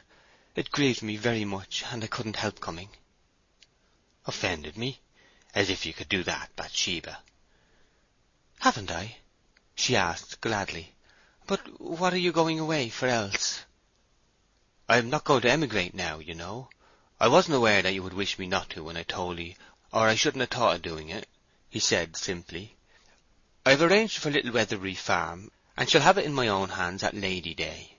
You know I've had a share in it for some time. Still, that wouldn't prevent my attending to your business as before, hadn't it been that things have been said about us." "What?" said Bathsheba in surprise. "Things said about you and me? What are they?" "I cannot tell you." "'Twould be wiser if you were to, I think. You have played the part of mentor to me many times, and I don't see why you should fear to do it now." "It is nothing that you have done this time. The top and tail of it is this, that I am sniffing about here, and waiting for poor Boldwood's farm, with the thought of getting you some day." "Getting me? What does that mean?" "Marrying of 'ee, in plain British. You asked me to tell, so you mustn't blame me." Bathsheba did not look quite so alarmed as if a cannon had been discharged by her ear, which was what Oak had expected. "Marrying me? I didn't know it was what you meant," she said quietly. "Such a thing as that is too absurd, too soon, to think of by far." "Yes, of course it's too absurd. I don't desire any such thing. I should think that was plain enough by this time. Surely you be the last person in the world I think of marrying. It's too absurd, as you say." "Too soon," were the words I used. "I must beg your pardon for correcting you, but you said too absurd. And so do I." "I beg your pardon too," she returned with tears in her eyes. "Too soon, that's what I said. But it doesn't matter a bit, not at all. But I only meant too soon. Indeed, I didn't, Mr. Oak, and you must believe me." Gabriel looked her long in the face, but the firelight being faint, there was not much to be seen. "Bathsheba," he said tenderly and in surprise, and coming closer, "if I only knew one thing, whether you would allow me to love you and win you and marry you after all, if I only knew that." "But you never will know," she murmured. "Why?" "Because you never ask." "Oh, oh," said Gabriel, with a low laugh of joyousness. "My own dear." "You ought not to have sent me that harsh letter this morning," she interrupted. "It shows you didn't care a bit about me, and were ready to desert me like all the rest of them. It was very cruel of you, considering I was the first sweetheart that you ever had, and that you were the first I ever had, and I shall not forget it." "Now, Bathsheba, was ever anybody so provoking?" he said, laughing. "You know it was purely that I, as an unmarried man, carrying on a business for you as a very taking young woman, had a proper hard part to play. More particular that people knew I had a sort of feeling for 'ee, and I fancied, from the way we were mentioned together, that it might injure your good name. Nobody knows the heat and fret I have been caused by it." "And was that all?" "All." "Oh, how glad I am I came!" she exclaimed thankfully as she rose from her seat. "I have thought so much more of you since I fancied you did not even want to see me again. But I must be going now, or I shall be missed. Why, Gabriel," she said with a slight laugh, as they went to the door, "it seems exactly as if I had come courting you. How dreadful!" "And quite right too," said Oak. "I've danced at your skittish heels, my beautiful Bathsheba, for many a long mile and many a long day, and it is hard to begrudge me this one visit." He accompanied her up the hill, explaining to her the details of his forthcoming tenure on the other farm. They spoke very little of their mutual feeling, pretty phrases and warm expressions being probably unnecessary between such tried friends. Theirs was that substantial affection which arises, if any arises at all, when the two who are thrown together begin first by knowing the rougher sides of each other's character, and not the best till further on, the romance growing up in the interstices of a mass of hard prosaic reality. This good fellowship, a camaraderie, usually occurring through similarity of pursuits, is unfortunately seldom superadded to love between the sexes, because men and women associate not in their labours, but in their pleasures merely. Where, however, happy circumstance permits its development, the compounded feeling proves itself to be the only love which is strong as death, that love which many waters cannot quench, nor the floods drown, besides which the passion usually called by the name is evanescent as steam. End of chapter 56. Far from the Madding Crowd by Thomas Hardy, chapter 57. A foggy night and morning. Conclusion. The most private, secret, plainest wedding that it is possible to have. These had been Bathsheba's words to Oak one evening, some time after the event of the preceding chapter, and he meditated a full hour by the clock upon how to carry out her wishes to the letter. A licence. Oh yes, it must be a licence, he said to himself at last. Very well then, first a licence. On a dark night, a few days later, Oak came with mysterious steps from the surrogate's door in Casterbridge. On the way home he heard a heavy tread in front of him, and, overtaking the man, found him to be Coggan. They walked together into the village until they came to a little lane behind the church, leading down to the cottage of Laban Tall, who had lately been installed as a clerk of the parish, and was yet in mortal terror at church on Sundays when he heard his lone voice among certain hard words of the Psalms, whither no man ventured to follow him. "Well, good night, Coggan," said Oak. "I'm going down this way." "Oh?" said Coggan, surprised. "What's going on tonight, then? Make so bold, Mr. Oak." It seemed rather ungenerous not to tell Coggan, under the circumstances, for Coggan had been true as steel all through the time of Gabriel's unhappiness about Bathsheba, and Gabriel said, "You can keep a secret, Coggan." "You've proved me, and you know." "Yes, I have, and I do know. Well, then, Mistress and I mean to get married tomorrow morning." "Heaven's high tower! And yet I've thought of such a thing from time to time, true I have. But keeping it so close, well, there, 'tis no concern of mine, and I wish 'ee joy of her." "Thank you, Coggan. But I assure 'ee that this great hush is not what I wish for at all, or what either of us would have wished if it hadn't been for certain things that would make a gay wedding seem hardly the thing. Bathsheba has a great wish that all in the parish shall not be in the church looking at her. She's shy-like, and nervous about it. In fact, so I be doing this to humour her." "Aye, I see. Quite right too, I suppose I must say. And you be now going down to the clerk?" "Yes. You may as well come with me." "I'm afeard your labour in keeping it close will be throwed away," said Coggan as they walked along. "Labe Tall's old woman will horn it all over the parish in half an hour." "So she will. Upon my life I never thought of that," said Oak, pausing. "Yet I must tell him tonight, I suppose, for he's working so far off and leaves early." "I'll tell 'ee how we could tackle her," said Coggan. "I'll knock and ask to speak to Laban outside the door, you standing in the background. Then he'll come out, and you can tell your tale. She'll never guess what I want him for, and I'll make up a few words about the farm work as a blind." This scheme was considered feasible, and Coggan advanced boldly and rapped at Mrs. Tall's door. Mrs. Tall herself opened it. "I wanted to have a word with Laban." "He's not at home, and won't be this side of 11 o'clock. He've been forced to go over to Yalbury since shutting out work. Shall I do quite as well?" "I hardly think you will. Stop a moment." And Coggan stepped round the corner of the porch to consult Oak. "Who's t'other man, then?" said Mrs. Tall. "Only a friend," said Coggan. "Say he's wanted to meet mistress near Church Hatch tomorrow morning at 10, said Oak in a whisper. "That he must come without fail, and wear his best clothes." "The clothes will floor us as safe as houses," said Coggan. "It can't be helped," said Oak. "Tell her." So Coggan delivered the message. "Mind, het or wet, blow or snow, he must come," added Jan. "'Tis very particular indeed. The fact is, 'tis to witness or sign some law work about taking shares with another farmer for a long span of years.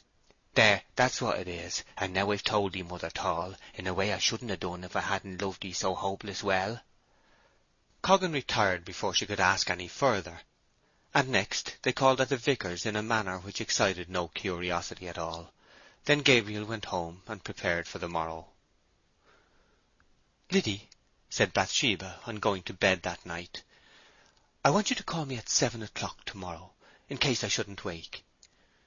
"But you always do wake afore then, ma'am." "Yes, but I have something important to do, which I'll tell you of when the time comes, and it's best to make sure." Bathsheba, however, awoke voluntarily at 4, nor could she by any contrivance get back to sleep again. About 6, being quite positive that her watch had stopped during the night, she could wait no longer. She went and tapped at Liddy's door, and after some labour awoke her. "But I thought it was I had to call you," said the bewildered Liddy, "and it isn't 6 yet." "Indeed it is. How can you tell such a story, Liddy? I know it must be ever so much past 7. Come to my room as soon as you can. I want you to give my hair a good brushing." When Liddy came to Bathsheba's room, her mistress was already waiting. Liddy could not understand this extraordinary promptness. "Whatever is going on, ma'am?" she said. "Well, I'll tell you," said Bathsheba, with a mischievous smile in her bright eyes. "Farmer Oak is coming here to dine with me to-day." Farmer Oak, and nobody else? You two alone?" "Yes." "But is it safe, ma'am, after what's been said?" asked her companion dubiously. "A woman's good name is such a perishable article that—" Bathsheba laughed with a flushed cheek, and whispered in Liddy's ear, although there was nobody present. Liddy stared and exclaimed, "Souls alive, what news! It makes my heart go quite bumpety-bump." "It makes mine rather furious too," said Bathsheba. "However, there's no getting out of it now." It was a damp, disagreeable morning. Nevertheless, at 20 minutes to 10 o'clock, Oak came out of his house, and went up the hillside with that sort of stride a man puts out when walking in search of a bride, and knocked at Bathsheba's door. 10 minutes later a large and a smaller umbrella might have been seen moving from the same door, and through the mists along the road to the church. The distance was not more than 1/4 of a mile, and these two sensible persons deemed it unnecessary to drive. An observer must have been very close indeed to discover that the forms under the umbrellas were those of Oak and Bathsheba, arm in arm for the first time in their lives, Oak in a greatcoat extending to his knees, and Bathsheba in a cloak that reached her clogs. Yet, though so plainly dressed, there was a certain rejuvenated appearance about her, as though a rose should shut and be a bud again. Repose had again incarnadined her cheeks, and having at Gabriel's request arranged her hair this morning as she had worn it years ago on Norcombe Hill, she seemed in his eyes remarkably like a girl of that fascinating dream, which, considering that she was now only 3 or 4 and 20, was perhaps not very wonderful.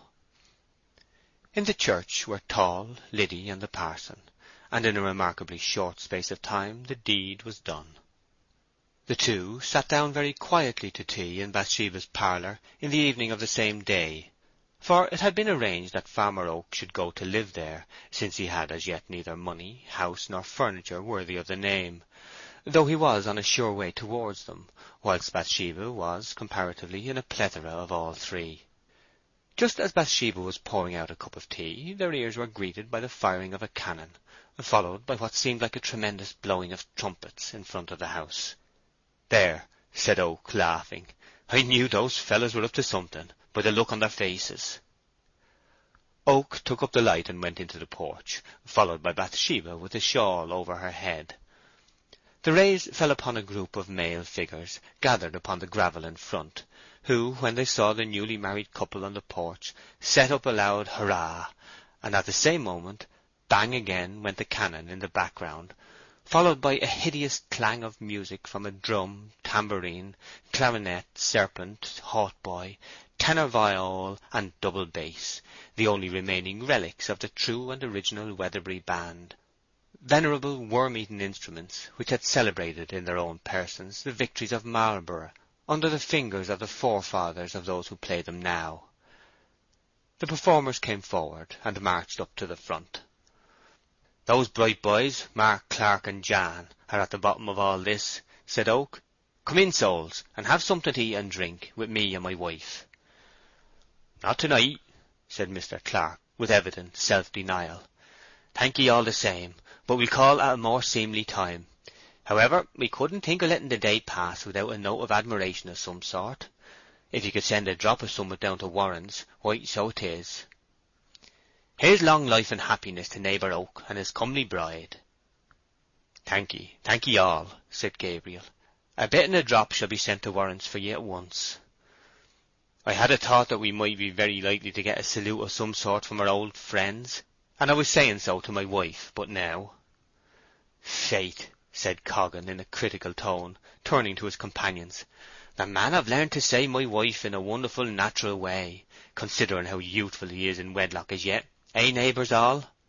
I never heard a skilful old married feller of 20 years' standing pipe 'my wife' in a more used note than 'a did," said Jacob Smallbury.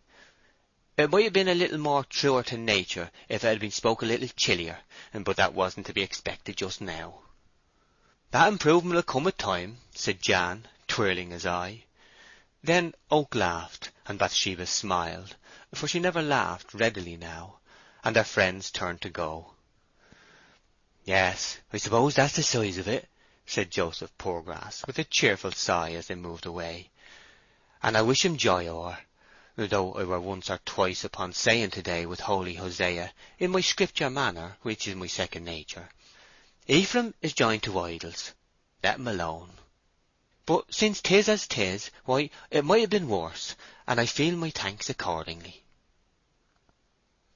End of chapter 57. End of Far from the Madding Crowd.